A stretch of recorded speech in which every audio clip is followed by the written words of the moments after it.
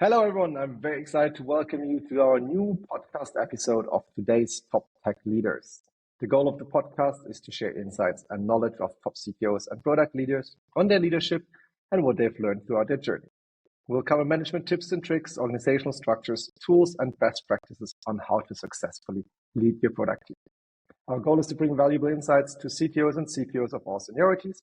And I'm very excited to welcome today Lilly. Hi, Lilly. Hello. I'm also really excited to be here today. Very cool. So Lilly is the CPO at Litentry. Her career started in marketing, but then focused very quickly on product management, understanding customer needs, delivering the best practice for users. I think she has a lot of interesting things to say about how she ended up where she is right now. And there might be a little bonus at the end that we want to talk about is product ethics. So let's see where this podcast brings us. Welcome. Yeah, thank you. Thank you, Mark, for the introduction. Really excited. Let's kick it in. Very good. So that everyone understands a bit who you are and what you're doing, perhaps you can give a short introduction on your career and how you ended up being a CPO. Absolutely. So my career, I think very similar to a lot of other people in product, started, as you mentioned, not in product. Started in marketing, but then quickly pivoted to product because I saw that's where the action is. I wanted to do a lot more impact, to have a lot more hands-on experience, and I thought it looks interesting. So for the past 10 years or so, been in product. I've had various experiences in online gaming, e-commerce, social networking, and so on. And then as I was progressing through my product journey, I was also lucky enough to get a lot of advice, a lot of help, a lot of mentorship that helped me to actually climb up and eventually got me to where I am today, the CPO at Litentry. It's been really interesting because I've done a lot of different industries, but I've also tried out different ways of doing product. So I'm quite excited if my experience could be helpful to anybody else that might be aspiring to try out being a CPO one day. Very, very nice, very nice.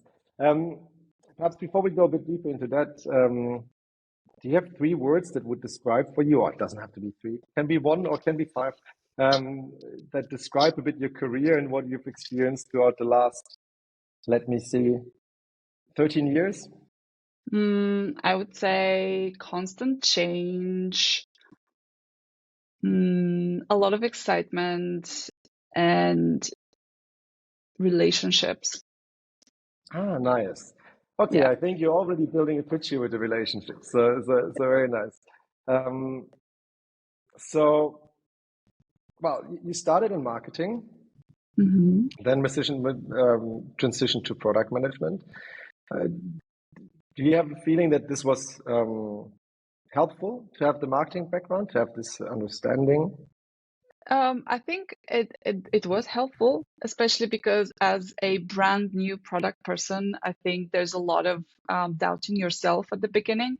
It could be very tough, and it could be very, I would say, undefined in certain roles in certain companies. It could be really left to the person to define their role. And as a brand new person there, if you don't have something to grasp, something that you feel confident with, the way that I felt confident with my marketing background, I think it could be pretty tough on you mentally. So I think that really helped on that level, building confidence, but also just purely drawing knowledge from marketing, from the business side of things. I think it really helped. Because you are supposed to be in the end also the one that helps move the business forward. So I think that was helpful. I just want to say, because it's interesting, we had a recording with the CPO of Flu, and she said product managers or CPOs need to own the P&L, which I think is a bit what you're saying, right? Your marketing background and understanding the business side helps you in creating a better product. Indeed, you need to own the P&L, because otherwise, how do you know if what you're building is also valuable for the company, the customers? How do you know where you're investing actually is going to be a good investment in the end or not? You need to be definitely owning that. Oh, okay. So now I have two ways to go. I can go directly into this ethical topic because I think it's very interesting, the ethics in product. But let's keep this for later because you Okay. mentioned the other part in the introduction and a lot of times actually when we had our first briefing and it was the way that you created your career was strongly based on mentorship. Can you Yeah. tell us a bit more about that? Absolutely. So I feel like one thing that really helped me in my career has been a lot of the mentoring that I got, whether it was something that I understood as mentoring or whether later on looking back, I thought, oh, actually, that person was really helping me out. He was mentoring me. And one thing I want to highlight is just that sort of experience that could be really the game changer for somebody in product.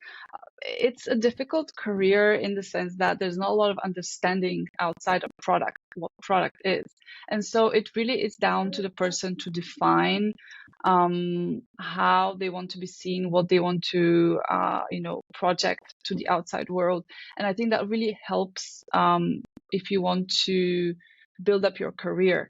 But to do that, I've personally received a lot of both skills mentorship and also personal mentorship.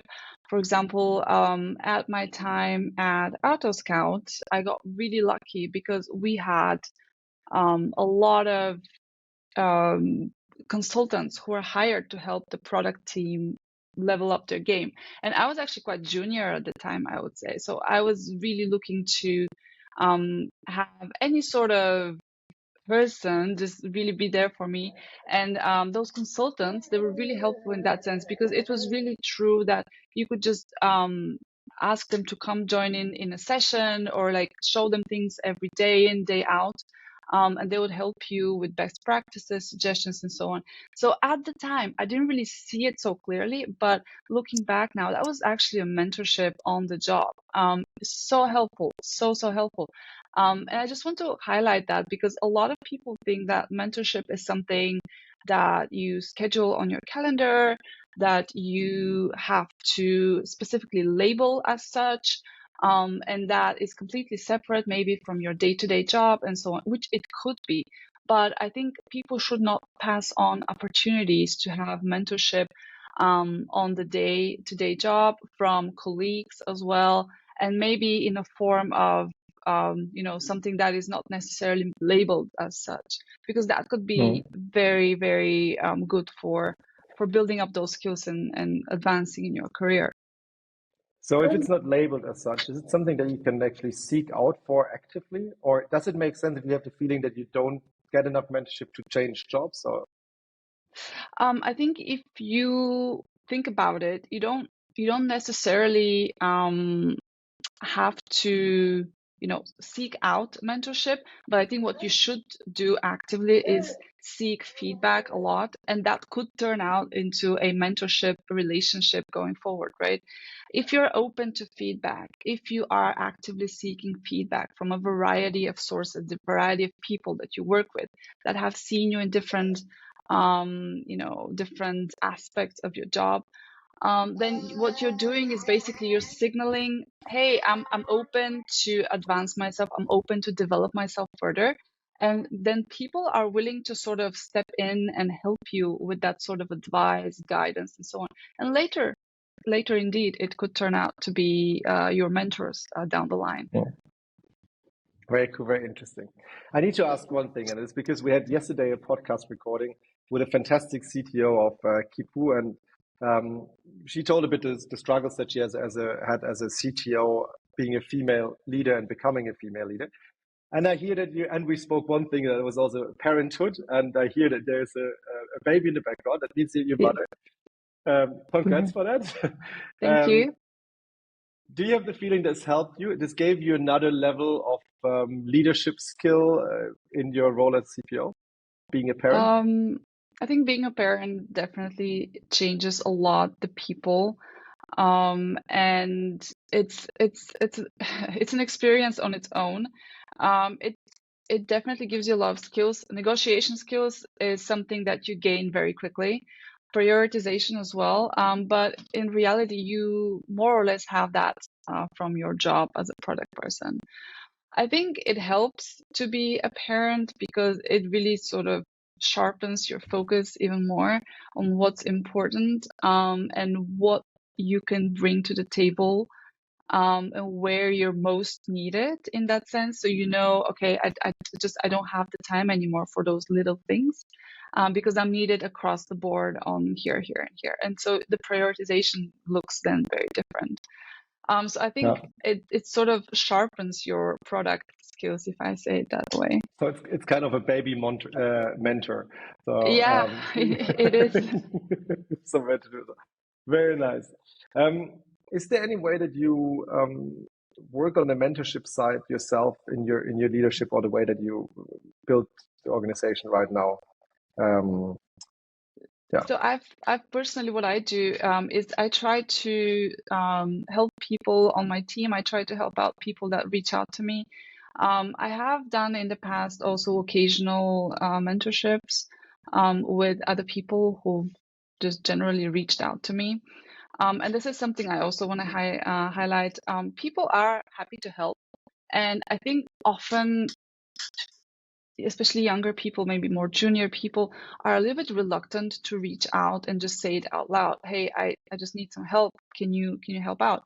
They feel like there's this sort of unspoken rule that you need to be introduced first, and then there needs to be a certain procedure that needs to be followed. They don't know what that procedure is. So what I actually want to say is, if people are happy to reach out, then I'm pretty sure that there will be enough people happy to sit down with you and listen to you, and then help you out, offering advice and so on. So I have done that myself, seeking advice. I have given advice that way to people who have contacted me on LinkedIn or other platforms. And I found it to be a very valid, good way to start thinking about mentorship and what you can get out of it. So make sure you reach out. I think there will be people who will be happy to help you. It's very interesting what you're saying. I just came back from a weekend conference with workshops together with Christian Busch, who wrote the book Serendipity Mindset. And I think highly advised to read this book. Very nice, Serendipity Mindset. Because the question is, if you reach out and if you're open and if you leave some hooks where you give also some hints what you might want to learn, or where people might be able to help you with, people will reach out and stuff will happen. So there's always a bit of serendipity. It's fine to reach out, and people will tell you if they can't help or if they don't want to. But I'm pretty sure that usually they want to. Yeah, indeed. So if you don't try, then you don't know. Yeah, very good. Yes, yeah, that's the other one, right? There's when we die, we will regret the things that we haven't done, not the ones that we have done. So Yeah. yeah, very true. And I think it's little things that help a lot. And I like this a bit as a mindset topic to say, well, reach out, do it. Yeah. Now that you said the little things, it reminded me of something else, I think might be helpful. Um, Mentorship is indeed the little things, and they build up over time. So it's less of a, we're gonna do 10 sessions, 1 hour each, and then we're done. It's more like over the years, here and there, the small things that you get. And then it builds up, and then it helps you to see a thread sort of emerging, and then eventually, hopefully, that helps you to reach that next level or improve a skill or yourself and so on. So it indeed is the little things, I would say. Oh. And then there's always the question, good or bad mentorship, right?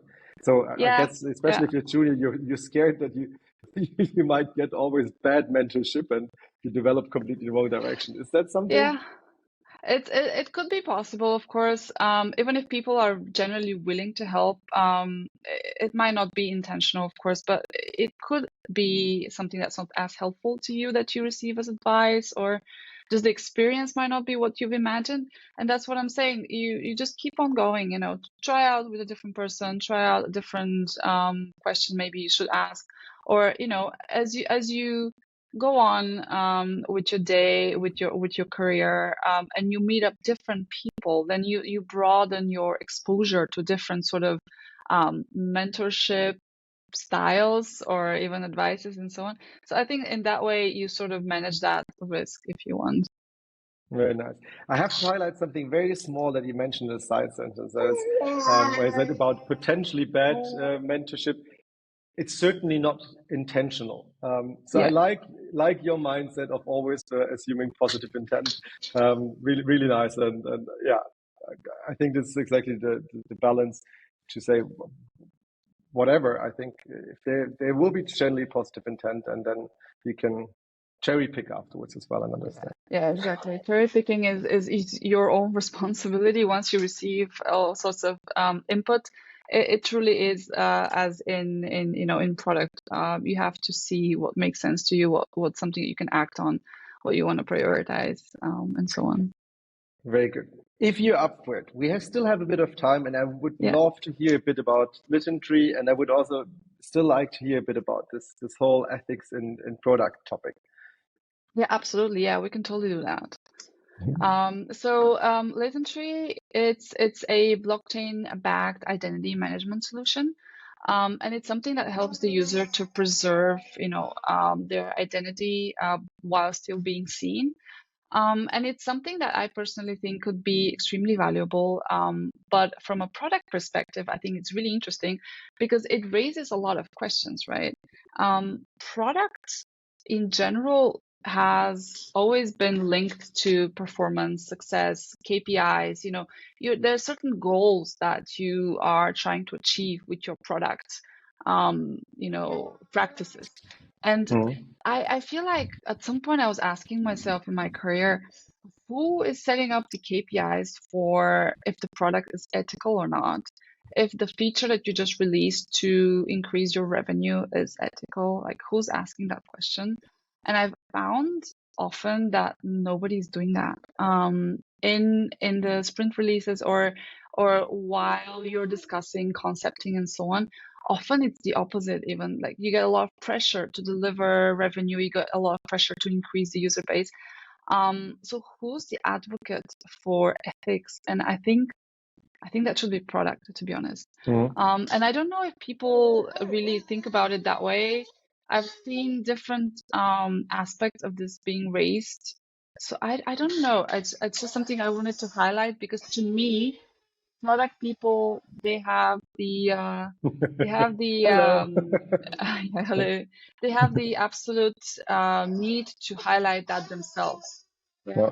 So when it comes to user experience, whether it's dark patterns, when it comes to revenues generation, whether it's a little bit weird business models and so on, I Mhm. think people need to really be careful about what they execute and what they concept as well. I don't know Yeah, if and I you've think had a chance to discuss that with anybody else. no, I haven't yet, but just now that you said it, I know that a friend of mine is doing, or some friends actually are doing health tech Oh, startups and products these days. And obviously, you're super close to the topic ethics in there, and you got investors behind it. You need to show numbers, but at the same time, it might be sometimes a thin line. Blockchain, cryptocurrency, we've seen how it yeah. can go. Um, and, yeah. It is indeed a very tough market, I think, going forward, especially with AI as well coming in. A lot of ethical questions are being sort of put on the table.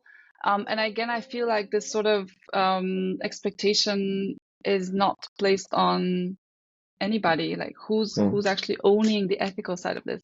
And again, I just want to make I guess it's kind of like an appeal to my product people out there, to look out for opportunities to also ask those questions and to be the champions of ethics when it comes to Mm. product, because if we don't do it, I feel like this might be overlooked.